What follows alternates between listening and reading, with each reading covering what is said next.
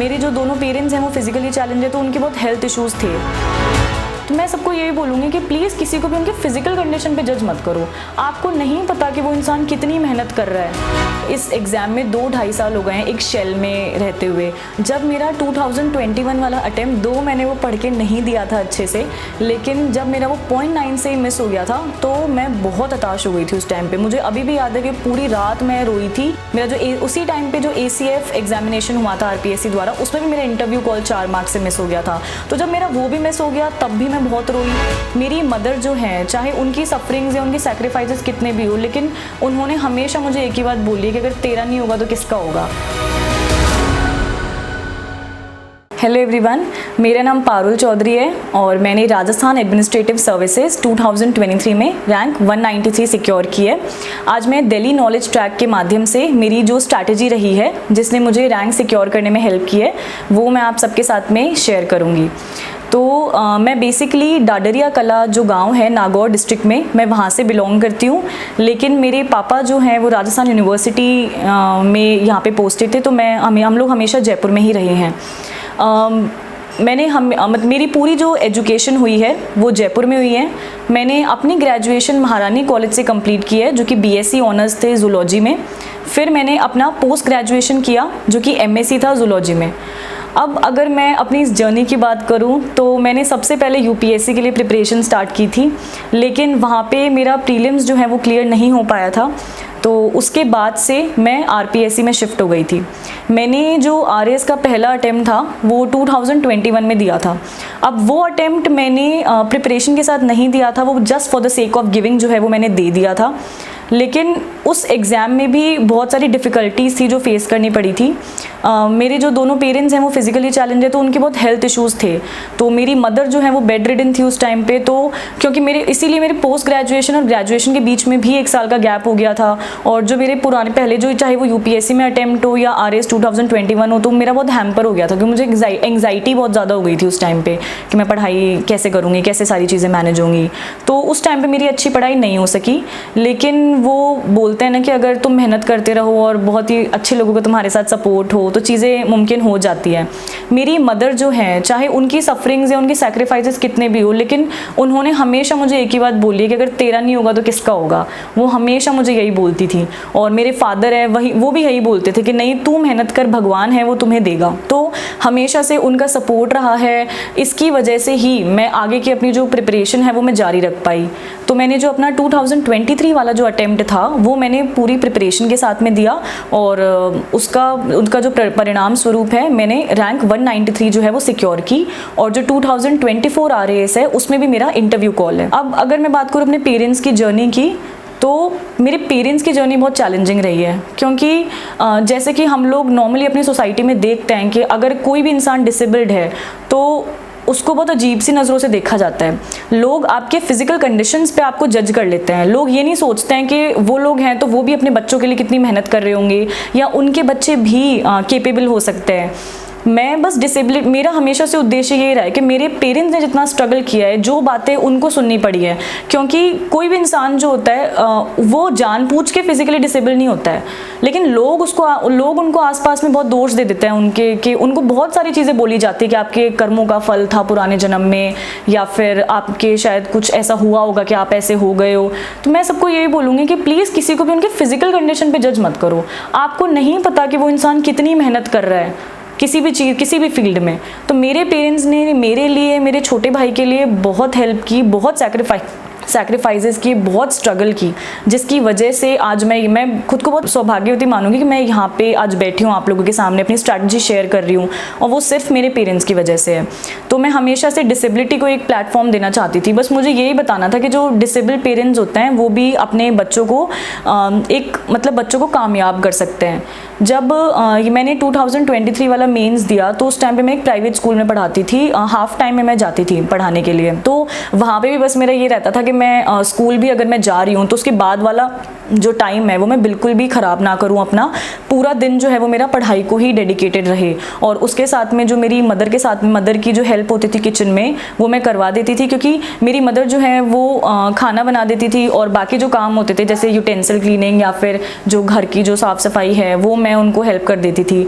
और इसमें बहुत ही इंपॉर्टेंट रोल जो है वो मेरे छोटे भाई ने निभाया, क्योंकि इस एग्ज़ाम में 2-2.5 साल हो गए हैं एक शेल में रहते हुए। तो उसमें मेरा जो छोटा भाई था, चाहे पेरेंट्स की डॉक्टर विजिट हो, चाहे बैंक का कोई इशू हो, या हमें गाँव जाना पड़ता था बीच में, या फिर कुछ भी बाहर ग्रॉसरी हो, सब काम मेरे छोटे भाई ने मैनेज किया है। तो उसका भी बहुत इंपॉर्टेंट रोल है, क्योंकि बहुत कम लोग ऐसे आपको मिलते हैं साथ में जो आपको बोले कि नहीं तुम पढ़ो, हम लोग सारी चीज़ें मैनेज करेंगे। और ये ईश्वर की कृपा होती है कि आपके आसपास के लोग भी इतने सपोर्टिंग होते हैं। मेरे जो रिलेटिव्स हैं उन लोगों ने मुझे बहुत सपोर्ट किया। बाहर का भी कोई काम होता था तो सब कुछ वही मैनेज करते थे। मुझे कभी फोर्स नहीं किया जाता था कि अगर कोई सोशल गैदरिंग हो रही है कि तुम वहाँ पे आओ। सबको पता था कि बच्चे का एग्जाम है, ये पढ़ रही है, तो मुझे कभी भी किसी ने कुछ नहीं बोला। तो ये ईश्वर की कृपा मानती हूँ मैं कि इतने खूबसूरत लोग मेरे आसपास थे। बस मेरे लिए जो सबसे इम्पॉर्टेंट जो कंट्रीब्यूशन रहा या मोटिवेटिंग फैक्टर रहा वो मेरे हमेशा से पेरेंट्स का रहा, क्योंकि मेरी जो मदर है उनकी स्ट्रॉन्ग विल, बहुत विल उनकी स्ट्रॉन्ग है।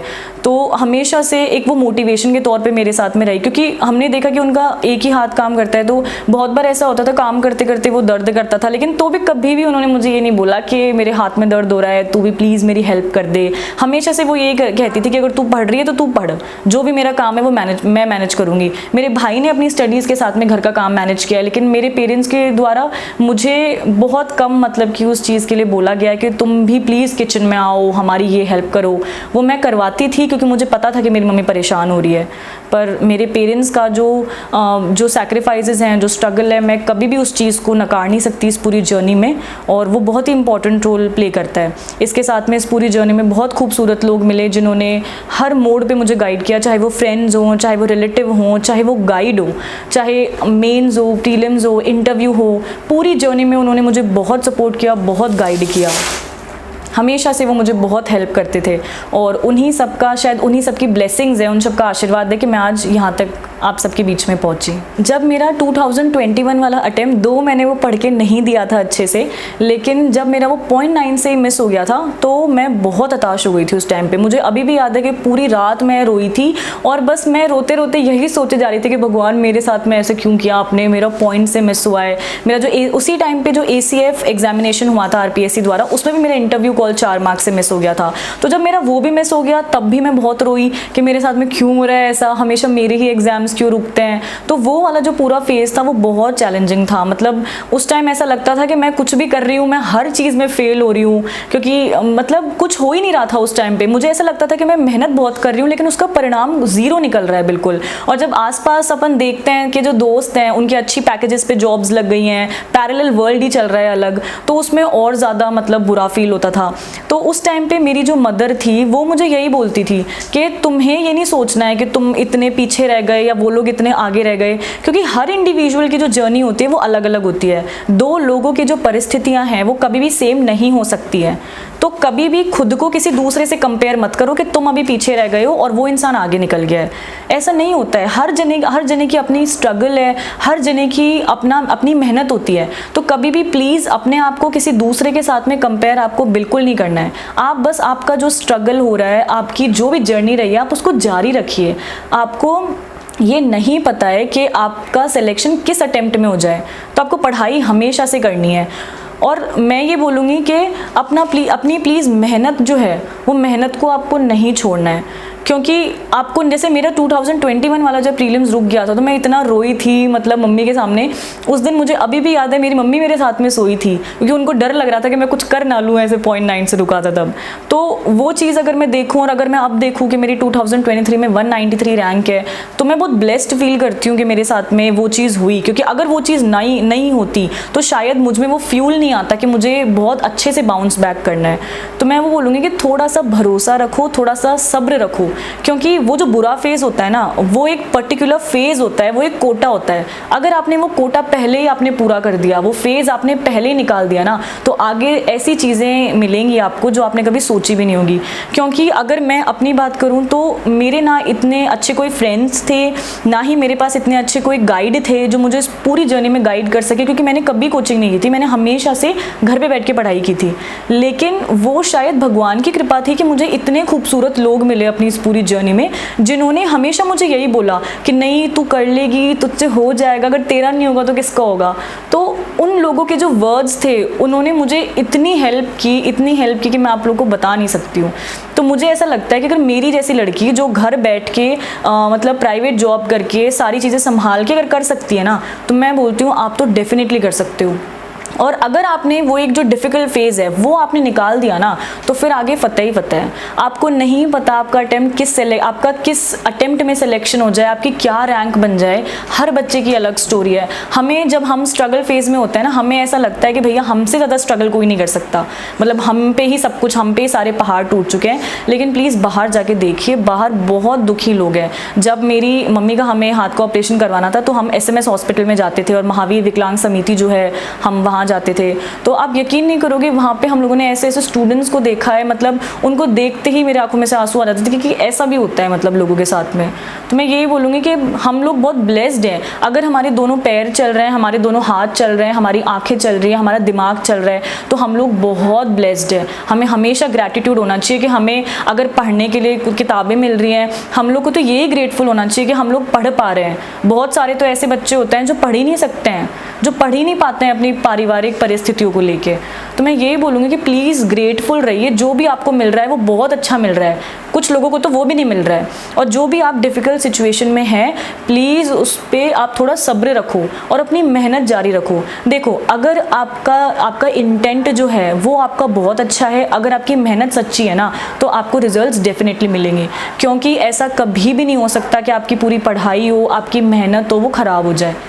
हो सकता है देर हो जाए, लेकिन जब वो मिलेंगी ना तो वो बहुत सुंदर मिलेंगी। तो क्योंकि लोग आपको अपने आप इस पूरे रास्ते में, अगर आप नेक हो ना, तो आपके जो लोग हैं ना, वो आपको अपने आप रास्ते में मिलते जाएंगे।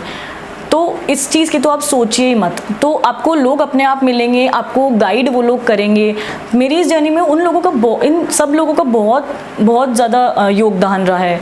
तो मैं यही बोलूँगी कि आप जिस भी डिफ़िकल्ट सिचुएशन में हो, हमेशा से टनल के एंड में लाइट होती है। आपको बस वो टनल तक पहुँचने की दूर है, आप क्रॉस भी उसको आराम से कर लोगे। पर प्लीज़ थोड़ी सी हिम्मत रखिए और कोशिश कीजिए कि हमेशा से अपना बेस्ट देने की। कभी हिम्मत हमें नहीं हारनी है, क्योंकि अगर आप हिम्मत रखोगे, मेरे पापा हमेशा यही बोलते थे कि हिम्मत की कीमत होती है। अगर आप हिम्मत रखोगे और अगर आप मेहनत करते रहोगे ना, तो आपको सफलता ज़रूर मिलेगी। और मैं ये मानती हूँ, क्योंकि मुझे बहुत सारी चीज़ें पहले बोली गई थी लोगों द्वारा कि तुम तो कुछ नहीं कर सकते हो, तुम घर रह के पढ़ रही हो, कोचिंग जाने वाले बच्चों का नहीं होता है, तो तुम्हारा तो कैसे हो जाएगा, तुम जॉब के साथ में कर रही हो, तुम घर का काम भी कर रही हो, तुम्हें टाइम कैसे मिलेगा पढ़ाई के लिए। मुझे बहुत सारी चीज़ें बोली गई थी। लेकिन फिर मेरी मम्मी जो है, उन्होंने मुझे थोड़ा फ्यूल दिया, जिन्होंने मुझे गाइड किया, उन्होंने सारी चीज़ें मुझे बताई। तो उसकी वजह से मुझे फिर ऐसा लगता है कि अगर मैं कर सकती हूँ ना, तो कोई भी कर सकता है। तो प्लीज़ आप जिस भी सिचुएशन में हो, हिम्मत हमें कभी नहीं हारनी है। नहीं पता हमें कब सफलता हमें मिल जाए, तो हमें हमेशा अपनी जो मेहनत है वो जारी रखनी है और अपना इंटेंट जो है वो बहुत सच्चा रखना है। उसी की वजह से मुझे लगता है कि सारे काम मेरे भी हुए हैं और आप लोगों के भी ज़रूर होंगे। तो thank you very much and I am feeling very blessed कि मुझे दिल्ली नॉलेज ट्रैक का ये प्लेटफॉर्म मिला अपनी स्ट्रैटेजी और अपनी स्टोरी आप सबके साथ में शेयर करनी है। Thank you very much.